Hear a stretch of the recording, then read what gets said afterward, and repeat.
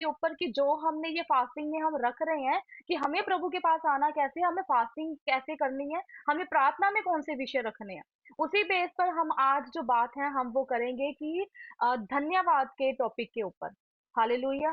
कि प्रभु का वचन हमें क्या सिखाता है। लास्ट टाइम हमने क्या सीखा था कि वर्शिप कैसे करनी है, प्रभु को हमने पुकारना सीखा था कि खुदा को हम कैसे पुकारे, प्रभु हमारी ओर कैसे मुड़ के देखे। जैसे कि हम एक रास्ते पर जा रहे हैं, पीछे से हमें हमारा नाम लेकर कोई पुकारता है और हम ऐसे टर्न होके उसे देखते हैं कि किसी ने हमें पुकारा है।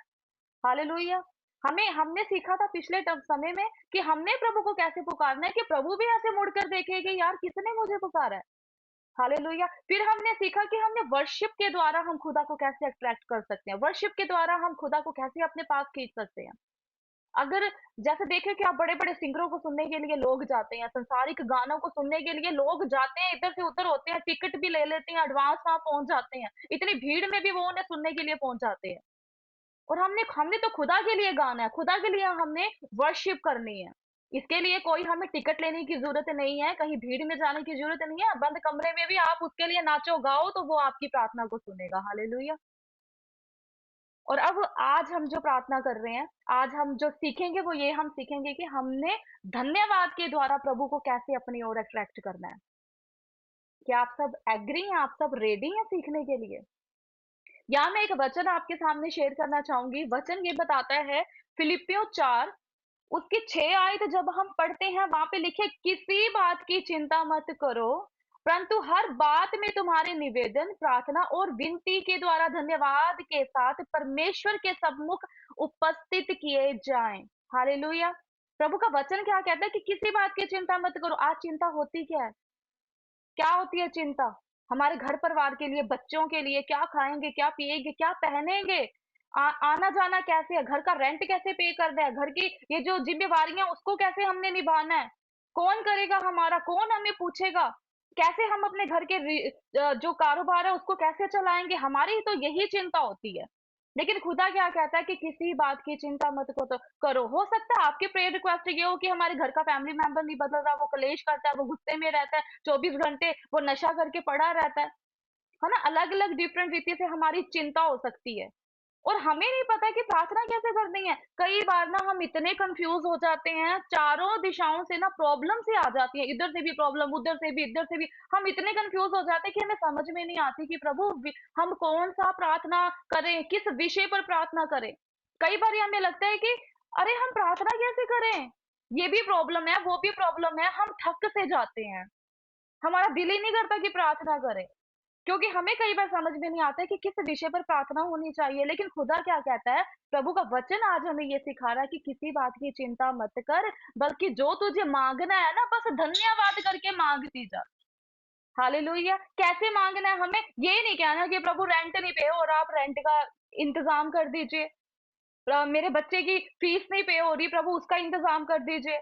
ऐसे नहीं मांगना। खुदा ने कहा है बस आपने प्रार्थना से मांगना। प्रभु मैं तेरा धन्यवाद करती हूँ कि तूने मेरे रेंट को पे कर दिया। प्रभु मैं तेरा धन्यवाद करती हूँ तूने मेरे मेरे फैमिली को बदल दिया। प्रभु मैं तेरा धन्यवाद करती हूँ नशा उसने छोड़ दिया है। चाहे आपके हालात नहीं बदले, लेकिन खुदा कहता है कि अपनी जो चिंता है ना वो धन्यवाद की नवेदों के साथ कहते हैं मेरे सामने उपस्थित करो।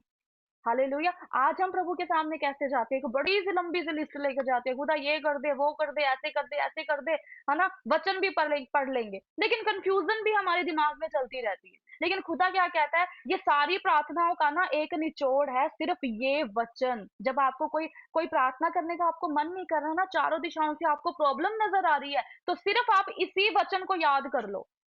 ये वचन आपको इमरजेंसी हेल्प करेगा। इस वचन के आगे आप लिख लो इमरजेंसी हेल्प वचन।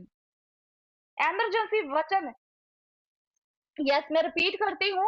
फिलिपियो 4 उसकी 6 आयत, उसके 6 आयत में ऐसे लिखा हुआ है कि किसी भी बात की चिंता मत करो। आज आपको जो भी चिंता है ना उस चिंता का एक लिस्ट बना लीजिए और को उसका निचोड़ ना सिर्फ यही है। हालेलुया। एक एक हम ना कोई ऐसी दवाइयाँ होती हैं, केमिस्ट के पास ऐसी दवाइयाँ होती हैं, वो कहते हैं कि आपको अगर कोई भी प्रॉब्लम है ना, बस ये मेडिसिन खा लो, आपकी सारी दर्दें पीड़ें आपकी सारी निकल जाएँगी, है ना? कहते हैं ना कि ये दवाई तो बहुत अच्छी है, ये मेडिसिन बहुत अच्छी है, सिर्फ 1 डोज़ खाने की ज़रूरत है आपको। होता है ना, कई बार डॉक्टर हमें ऐसे सलाह करते हैं ना, बस ये सारी आपकी कमजोरी, आपकी वीकनेस सारी दूर हो जाएगी, बस ये डोज खा लिए। वैसे ही ये वचन है, ये पूरी प्रॉब्लम्स का आपका एक निचोड़ वचन है। इस वचन को आप आगे लिख लो, इमरजेंसी हेल्प वचन।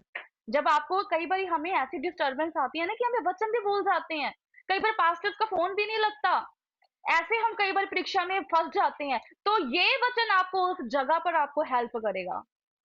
क्या कहता है खुदा?